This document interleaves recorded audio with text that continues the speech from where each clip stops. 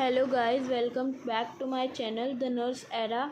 आज हम पढ़ने वाले हैं होम्योस्टेसिस, जो एनाटॉमी और फिजियोलॉजी का सबसे इम्पॉर्टेंट टॉपिक है और एग्ज़ाम्स और वाइवा में बहुत ही फ्रीक्वेंटली पूछा जाता है। ये topic BSc nursing, ANM, GNM, नॉर्सेट और सभी नर्सिंग एग्ज़ाम्स, मेडिकल कोर्सेज़ के लिए बहुत इम्पॉर्टेंट है। So I am going to explain this topic to you guys in a very simple language so that you guys can understand clearly. Let's start now. Homeostasis. Homeostasis का मतलब क्या होता है? सबसे पहले हम समझते हैं होम्योस्टेसिस का मीनिंग क्या है। होम्यो मीन्स सेम और constant and stasis means standing और stable. So this means according to external environment, internal environment को स्टेबल रखना। Definition of homeostasis. Homeostasis body की वो एबिलिटी है जिसमें बॉडी बाहर के एनवायरनमेंट में चेंजेस होने के बाद भी अपना इंटरनल एनवायरनमेंट स्टेबल रखती है।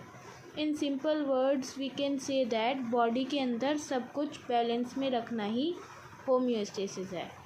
फॉर एग्ज़ाम्पल, अगर बाहर बहुत गर्मी हो तो बॉडी स्वेटिंग करती है ताकि टेम्परेचर नॉर्मल रहे, और अगर बाहर बहुत ठंड हो तो बॉडी शिवरिंग करती है ताकि हीट प्रोड्यूस हो और बॉडी वार्म रहे। Importance of homeostasis.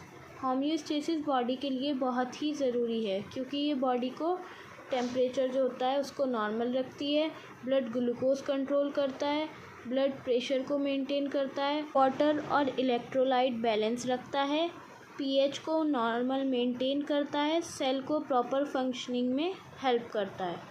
Components of homeostatic system. Homeostasis के 3 मेन कंपोनेंट्स होते हैं।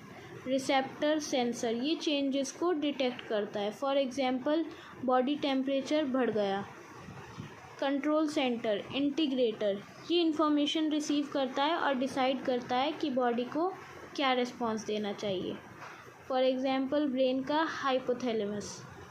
इफेक्टर, रेस्पॉन्डर, ये बॉडी में एक्शन परफॉर्म करता है। For example, sweat gland sweating start कर देती है। Mechanism of homeostasis.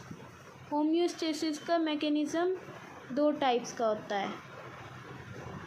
जो इसका फीडबैक मैकेनिज़्म होता है वो 2 टाइप्स का होता है, नेगेटिव फीडबैक और पॉजिटिव फीडबैक। नेगेटिव फीडबैक सबसे कॉमन मैकेनिज़्म है, ये बॉडी को नॉर्मल कंडीशन में वापस ले आता है।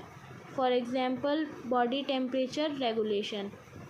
टेम्परेचर बढ़ जाता है, ब्रेन डिटेक्ट करता है, फिर उसके बाद स्वेटिंग होती है और टेम्परेचर नॉर्मल स्टेट में हो जाता है। Positive feedback. Positive feedback change को इंक्रीज़ करता है। ये नॉर्मल बॉडी मैकेनिज़्म नहीं है और सिर्फ स्पेशल सिचुएशंस में ही होता है, जैसे कि blood clotting. Due to loss of homeostasis, underlying disease can occur like diabetes mellitus, hypertension, hypothermia, dehydration, acidosis, alkalosis etcetera. I hope homeostasis का कॉन्सेप्ट आप लोगों को क्लियर हो गया हो। अगर वीडियो हेल्पफुल लगी हो तो लाइक करें, कमेंट करें, शेयर और सब्सक्राइब करना मत भूलिएगा। Follow the nurse era for easy nursing notes, viva questions, clinical concepts and exam oriented content. Thank you and happy learning.